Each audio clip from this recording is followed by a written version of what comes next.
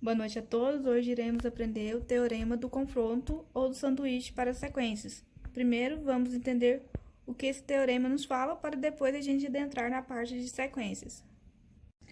O teorema do confronto, ele estabelece a existência do limite de uma função real, contanto que no domínio de interesse essa função se encontra limitada, inferior e superiormente, por duas funções ambas convergentes, ou seja, com comportamentos iguais para o mesmo limite.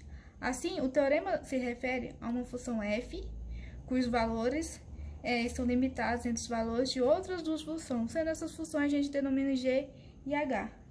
Mas talvez você se pergunte, tá ali, o que significa essa função f está limitada entre uma função g e uma função h? Essa linha, na verdade eu trago aqui graficamente para mostrar isso para vocês. Essa linha aqui de cima, ela representa a minha função h de x. Aqui embaixo, nós temos uma linha representando a função g de x.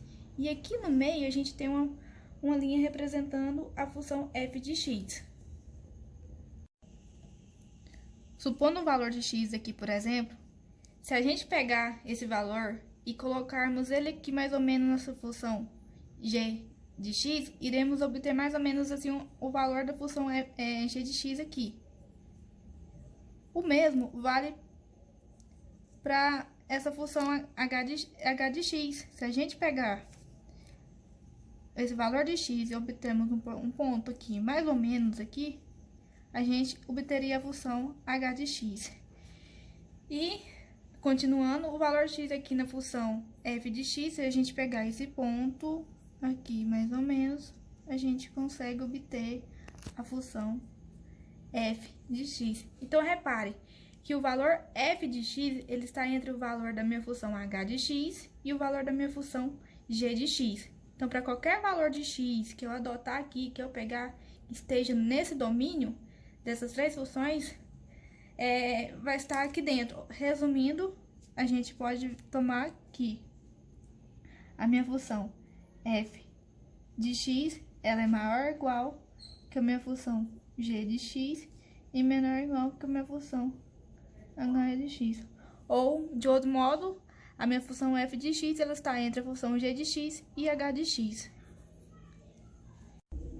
Agora a gente vai para o teorema. O teorema diz, suponha que a minha função f de x, ela esteja entre a função g de x e h de x. Isto é, qualquer valor da função f de x é menor que qualquer valor da minha função h de x, porém, ela é maior do que qualquer valor da minha função g de x. Ou seja, f de x, ela está limitada entre as duas funções h de x e g de x. Para qualquer x em um intervalo aberto, contendo c, exceto em x igual a c. Por que não estamos considerando o valor de x exatamente igual a c? Não nos interessa para o cálculo de limite o valor de x. Quando ele é exatamente igual a c, o que importa mesmo é o valor que essa função irá assumir quando esse valor de x, que é nesse caso aqui, cada vez mais se aproximar daquele valor de c aqui. Ou seja, não pode ser igual a c neste caso. Para qualquer x em um intervalo aberto contendo c, exceto em x igual a c. Por que não estamos considerando o valor de x exatamente igual a c? Não nos interessa para o cálculo de limite o valor de x, quando ele é exatamente igual a c. O que importa mesmo é o valor que a função irá assumir quando esse valor x cada vez mais se aproximar de c. Ou seja, x ele não pode ser igual a c neste caso. Suponha também que o limite da função g de x estendendo a c é igual ao limite da função h de x estendendo a c, que é igual a esse limite.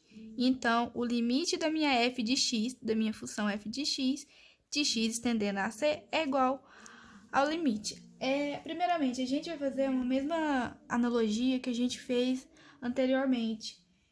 Vamos pegar um valor de x, mais ou menos aqui. Pegando esse valor de x localizado ali, agora se a gente tomar outro valor de x aqui, a gente pode ver uma diferença. Aqui,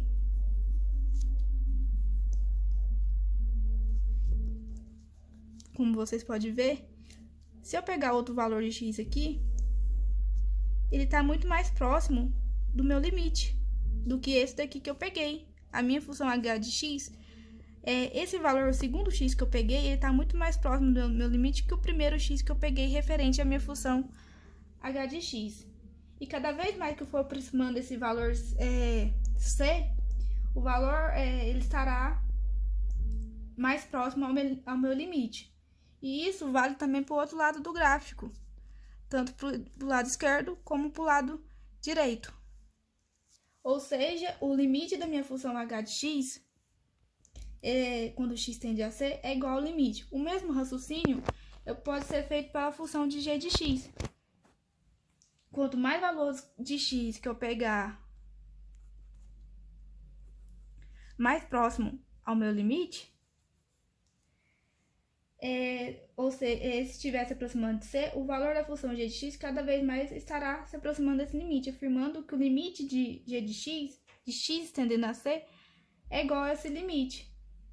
Por fim, os valores da minha função f de x, por estar entre as funções h de x e g de x, como foi retratado, resulta que os valores de x cada vez mais que estiverem se aproximando do meu valor c aqui, como vocês podem ver, os valores da minha f de x também estarão se aproximando do meu limite. Isto é, o limite da função f de x estendendo a c, que é esse daqui, é igual ao limite. Isso faz com que a função h de x e g de x é como se estivesse espremendo a minha função f de x, fazendo que ela jamais vai para cima ou para baixo. E aqui está o teorema demonstrado. A gente agora vai partir para a parte de demonstração, dado uma hipótese e uma tese. A hipótese retrata aqui: a função f de x ela está entre a função h de x e a função g de x em um intervalo aberto contendo c, onde o limite dessa h de x tendendo a c, é igual a L, onde o limite da minha função g de x tendendo a c e também é igual a L, ou seja, o limite. E eu quero mostrar através da minha tese que o meu limite da minha função f de x tendendo a c é igual a L, que é o limite. Então, dado um epsilon maior do que zero, existe um delta, que eu chamarei de delta 1, maior do que zero. Se x ele está próximo de c a uma distância menor que o meu delta 1, isso implica que a minha h de x ela está próximo de L, a uma distância menor que epsilon. O mesmo vale para de baixo. Dado um epsilon maior do que zero, existe um delta 2 maior do que zero, onde se x está próximo a c a uma distância menor que o meu delta 2, isso implica que minha função g de x, né, nesse caso agora, está próximo a L menor do que epsilon. Então, aqui basta a gente tomar o delta igual ao mínimo do delta 1 ao delta 2. Por quê? Pensando nessa analogia, se eu tenho um delta 1 mais ou menos aqui, e tenho um delta 1 e tenho aqui um delta 2.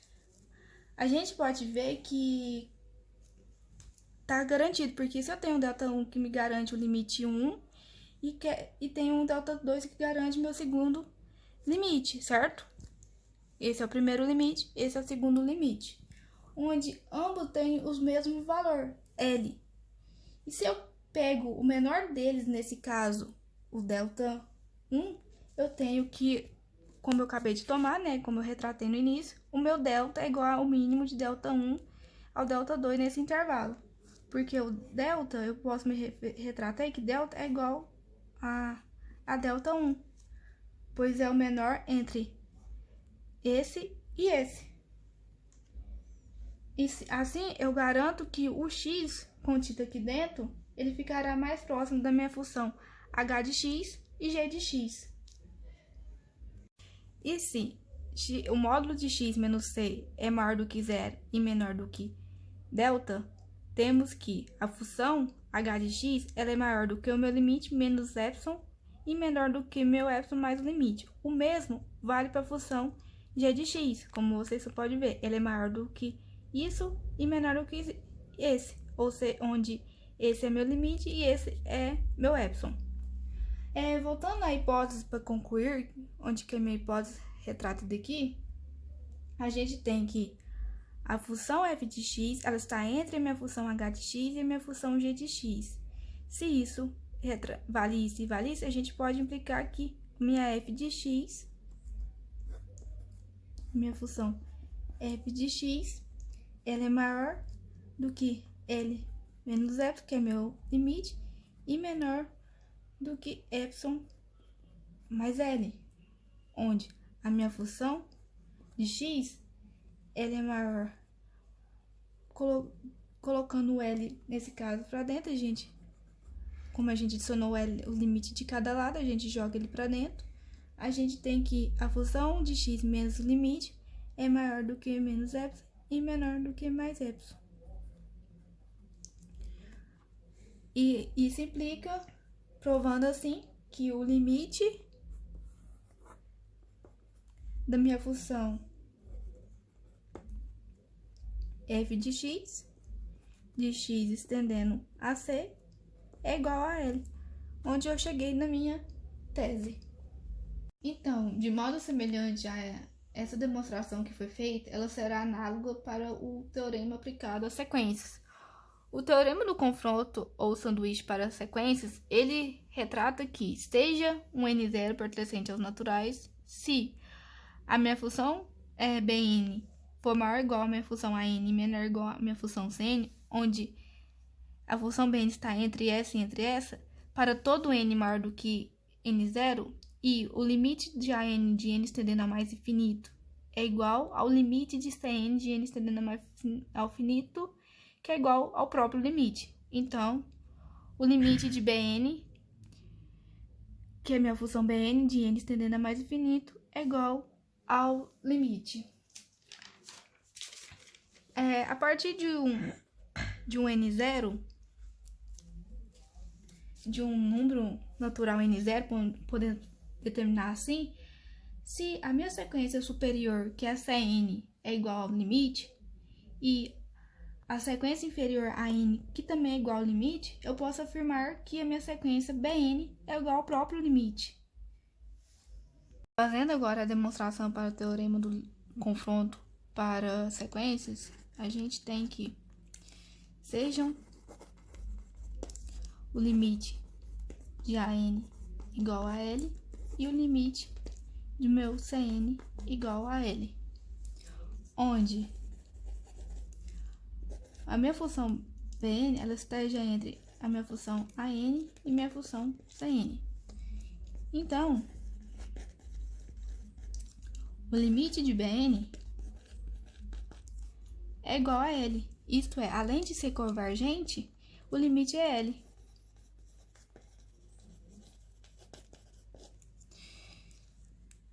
Assim, a gente tem que n é maior do que n0. Isso implica que a minha função An ela é maior do que o limite menos epsilon e menor do que o limite mais epsilon. De modo similar, a gente tem que n é maior para um n1, é maior do que n1. Isso implica que meu Cn ele é maior do que o limite menos epsilon e menor do que o meu limite mais epsilon. De modo análogo, como fizemos anteriormente, pegando o valor mínimo, eu adotarei agora um valor máximo, ou seja, eu posso dizer que, se estou supondo para n0 e n1, eu posso supor que n2 é um valor dentro de um intervalo que seja n0 e n1. onde n, se n é maior do que n0 e n maior do que n1, eu posso afirmar que n é maior do que n2. Isso implica que meu Bn é maior ou igual a minha função an, que é menor ou igual que minha função sin. Onde isso, retratando referente daqui, é maior ou igual do que o meu limite menos epsilon e menor do que o meu limite mais epsilon. Ah, corrigindo um erro aqui, gente.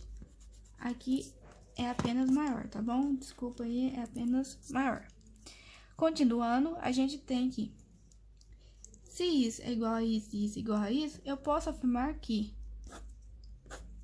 o meu Bn, ele é maior do que o limite menos epsilon e menor do que o meu limite mais epsilon. Onde, somando L de cada lado a qual eu somei, eu vou determinar que o meu Bn menos o limite, ele é maior do que menos epsilon e menor do que epsilon, onde Bn é menor do que o limite e menor do que epsilon. Lembrando que, como a minha sequência é convergente, ela está indo para valores, nesse caso, positivo. Então, isso aqui desconsidera. Então, Bn é menor do que epsilon. Por fim, assim, eu concluo que a sequência AN, ela converge para um número L, se para todo número positivo existe um número inteiro nzão, tal que para todo n, isto é, esse n maior do que esse nzão, implica que o meu AN menos o meu limite é menor do que epsilon.